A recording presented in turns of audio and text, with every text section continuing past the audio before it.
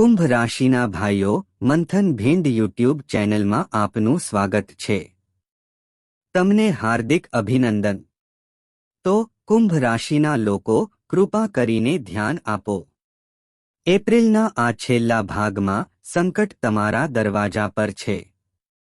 જો તમે આ બાબતોને યોગ્ય રીતે નહીં સમજો, જેમ કે ગ્રહોની સ્થિતિ, તમારા જીવનના સંજોગો, તમારી માનસિક સ્થિતિ, અને સૌથી અગત્યનું, તમારા જીવનમાં બનનારી 3 મોટી નકારાત્મક ઘટનાઓ, જો તમે તેમને યોગ્ય રીતે નહીં સમજો અને તેમને ગંભીરતાથી ન લો, તો તમારે ભયંકર નકારાત્મક પરિણામોનો સામનો કરવો પડશે.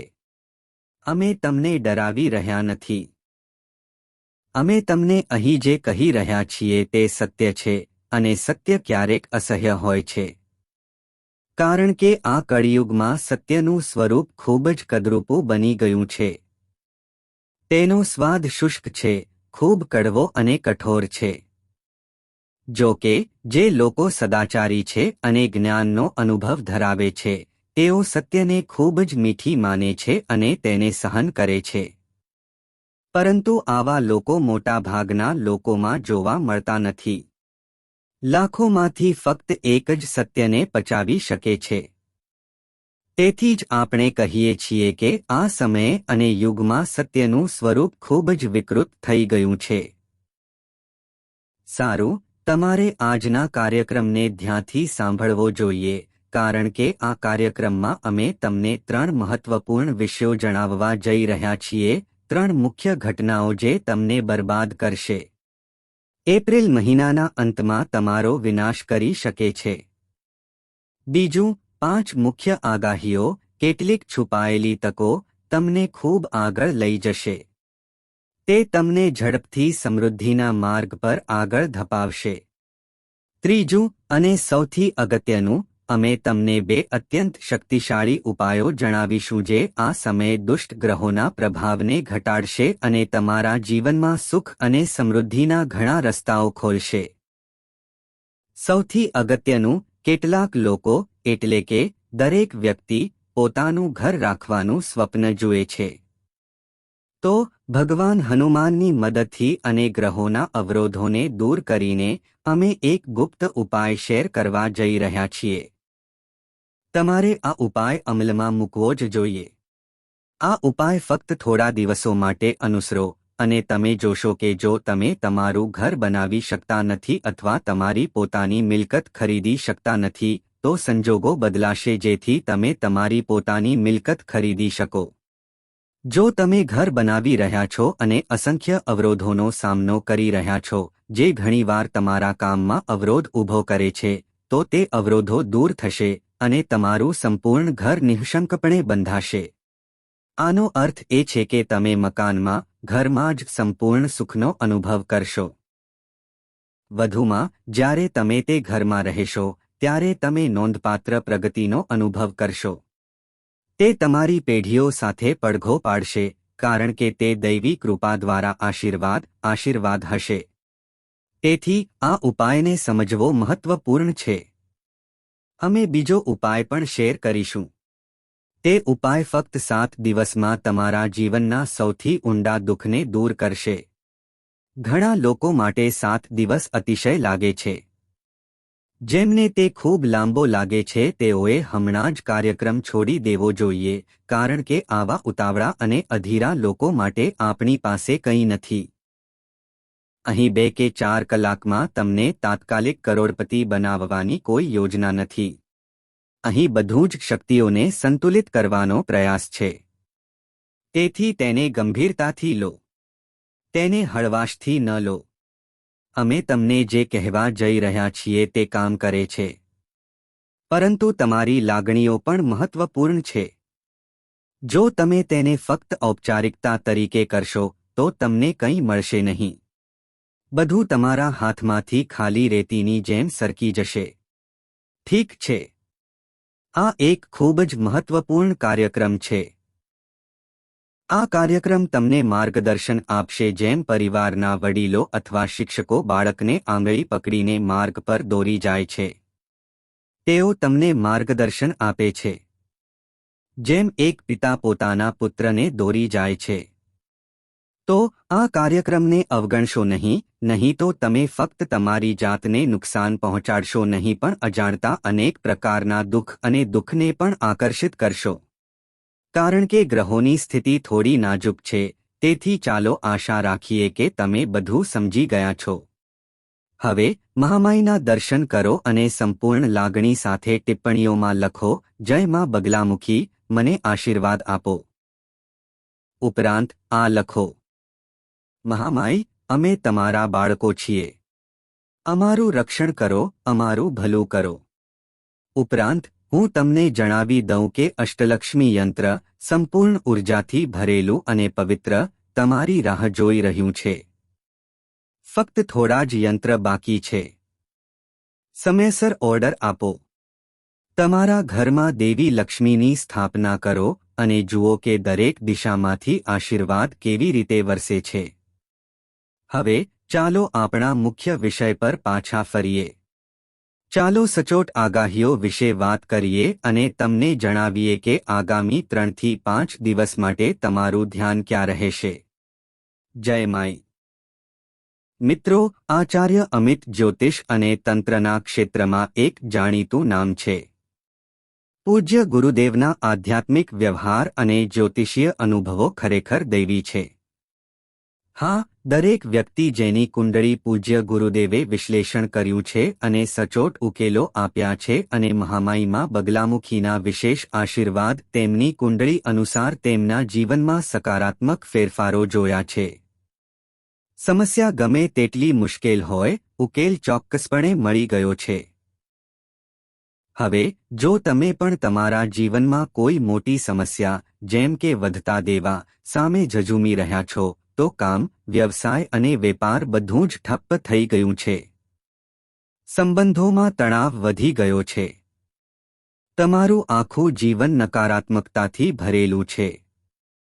તેથી આ યોગ્ય સમય છે કે તમે કોઈ મહાન ગુરુ પાસેથી માર્ગદર્શન મેળવો, તમારા જીવનના અંધકારનો અંત લાવો અને દૈવી પ્રકાશ તરફ આગળ વધો. વિડિયોમાં આપેલા નંબરો પર તાત્કાલિક સંપર્ક કરો અને પૂજ્ય ગુરુદેવ દ્વારા તમારી કુંડળીનું વિશ્લેષણ અને ઉકેલ મેળવો. વિલંબ કરશો નહીં. તમારા દેવતાઓના આશીર્વાદથી આ તક તમારી પાસે આવી છે. તેને ચૂકશો નહીં. હમણાં જ કોલ કરો અને ગુરુદેવનું માર્ગદર્શન મેળવો. મહામાઈ તમને આશીર્વાદ આપે. આભાર. તમારું સંપૂર્ણ ધ્યાન તમારી ભવિષ્યની યોજનાઓ અને તમારી કારકિર્દી પર, દેવાની ચૂકવણી પર, તમારા સ્વાસ્થ્ય પર અને અંતે તમારા પરિવાર સાથે સમય વિતાવવા પર રહેશે. આનો અર્થ એ છે કે તમે બધું સંતુલિત કરશો. તમે આ સમય ખૂબ જ સંતુલન સાથે વિતાવી રહ્યા છો. તમે એવું કંઈ નહીં કરો જે તમે વિચાર્યું ન હોય, એવી કોઈ પણ વસ્તુ પર નહીં કરો જે તમે વિચાર્યું ન હોય. તમે એવું કંઈ નહીં કરો જે તમે વિચાર્યું ન હોય. તમે દરેક કાર્યને સંપૂર્ણ વિચાર અને શાણપણથી કરશો. તમે કરી શકશો. તમે કહી શકો છો કે તમે સાવધાની સાથે આગળ વધશો. છતાં જ્યાં દીવો છે, ત્યાં અંધકાર છે. દીવા નીચે જ અંધકાર છે. તેથી તમે તેને પ્રગટાવો છો. આનો અર્થ એ છે કે ભૂલો થવાની જ છે. બધું ધ્યાનથી સાંભળો. આનો અર્થ એ છે કે આ સમયે અને સમયે તમે તમારી ભૂલો એક કરી નાખશો.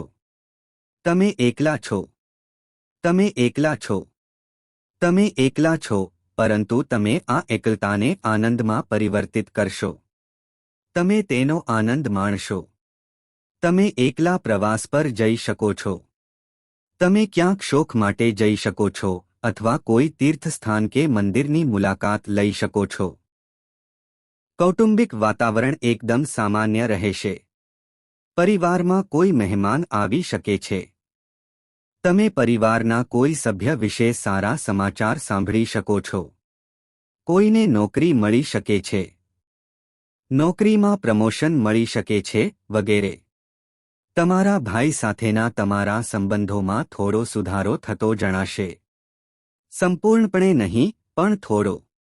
પરિવારના કોઈ સભ્યનું સ્વાસ્થ્ય એટલું બગડી શકે છે કે તેમને હોસ્પિટલમાં લઈ જવું પડી શકે છે. શક્ય છે કે પરિવારના કોઈ વડીલ, પિતા અથવા પિતા જેવી વ્યક્તિ પ્રભાવિત થાય. ઠીક છે. બધું કાળજીપૂર્વક વિચારો. આ સમયે બુધ અને મંગળ શનિ સાથે જોડાયેલા છે, જે બિલકુલ અનુકૂળ નથી. મંગળ અને બુધ દુશ્મનો છે અને શનિ અહીં પ્રભુત્વ ધરાવે છે. ઠીક છે. તો આ સમય દરમિયાન તમારી સાથે 2 કે 3 વસ્તુઓ થઈ શકે છે. એક તો અચાનક અકસ્માત શક્ય છે. વાહન ચલાવતી વખતે સાવચેત રહો. ઈજા થવાનું જોખમ વધારે છે. કમર અને કમરના નીચેના ભાગમાં ઈજા થવાનું જોખમ વધારે છે. તમારા હાથમાંથી વસ્તુઓ લપસીને પડી જવાનો અને પડવાનો ભય વધારે છે. તીક્ષ્ણ વસ્તુથી ઈજા થવાનું પણ જોખમ રહેલું છે. આ પણ એક જોખમ છે. તમારે સાવધ રહેવાની જરૂર છે. તમારી વાણી ક્યારેક અસંતુલિત થઈ જશે. તમે અપશબ્દોનો ઉપયોગ કરી શકો છો. ગુસ્સામાં તમે અપ્રસ્તુત વાતો કહી શકો છો. તમે અપશબ્દોનો ઉપયોગ પણ કરી શકો છો. તેથી તમારે આ વિશે વધુ કાળજી રાખવાની જરૂર છે. નહીંતર તમે ખૂબ જ શાંત અને શાંત રહેશો. તમે તમારા કામ પર ધ્યાન કેન્દ્રિત કરશો પરંતુ વચ્ચે અચાનક તમે કંઈક ભૂલી જશો. તમે ગુસ્સે થશો. ચીડિયાપણું પ્રબળ બની શકે છે, જેના કારણે તમે કોઈ પર ગુસ્સે થશો. તમારી વાણી અસંતુલિત રહેશે. તમે વ્યવસાયમાં કંઈક નવું કરવાનો પ્રયાસ કરવા માંગતા હશો અને તમે તે કરશો. તમને તમારા વ્યવસાયને વિસ્તૃત કરવાની તકો મળશે. આ સારું છે. શુક્ર તમને ટેકો આપી રહ્યો છે, પરંતુ શનિ ચોક્કસપણે તેની તરફ નજર રાખી રહ્યો છે. તેથી ચાલુ યોજનાઓ અચાનક નિષ્ફળ થઈ શકે છે. અવરોધો આવી શકે છે. સાવચેત રહો. સતર્ક રહો અને કોઈના પર વિશ્વાસ ન કરો, પછી ભલે તે વ્યવસાયિક ભાગીદાર હોય કે અન્ય કોઈ. આ છેતરપિંડી તરફ દોરી શકે છે. ચંદ્ર 6ઠ્ઠા રાશિમાં ગોચર કરી રહ્યો છે.